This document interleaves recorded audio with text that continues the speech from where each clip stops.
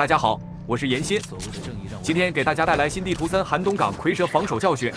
玩过端游的朋友对这张地图肯定不陌生。冰箱这张图是蝰蛇强图 ，A 包点防守烟我们要注意，毒莲要下在 A 包的门口。如果在中路平台上封烟，就会遮住中路视野。给一个常规 A 包防守烟，并观察队友站位。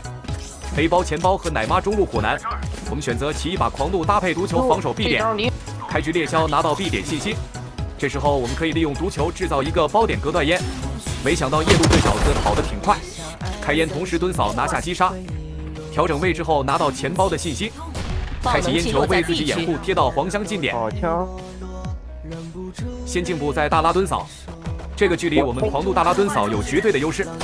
最后也是轻松拿下手枪局。第2分我们选择起全甲蟒侠战中路，对面一口我们压力较小，可以选择不买道具来中路找机会。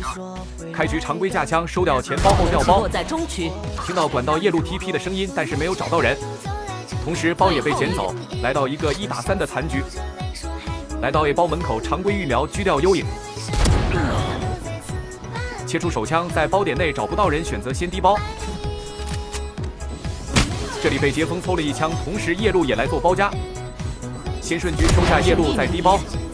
虽然时间不够，但我们可以低包勾引，看杰锋会不会来找。切出手枪接下杰锋，同时输掉了这一回合。一口防守可以只买一把鬼魅，搭配满道具。蝰蛇的毒球和毒液可以在回防时为你创造更多机会。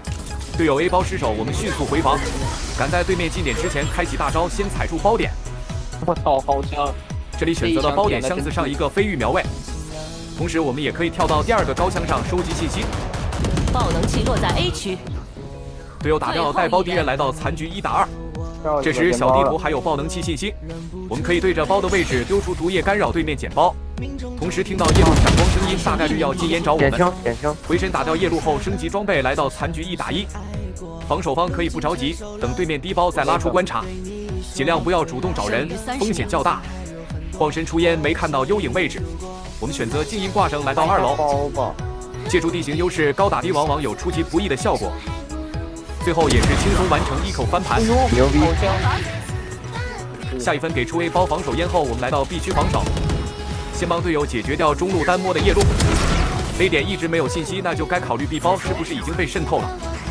我们走后 B 包没有信息，不要急于回防，先小身位晃着看2楼下。幽影给烟，同时从2楼下拉出，搭配猎枭的探测剑，被扫到后迅速撤到左边掩体，同时丢一个2楼下的毒液。我们在侧面做了足够的吸引正面的队友，回防压力就会变小。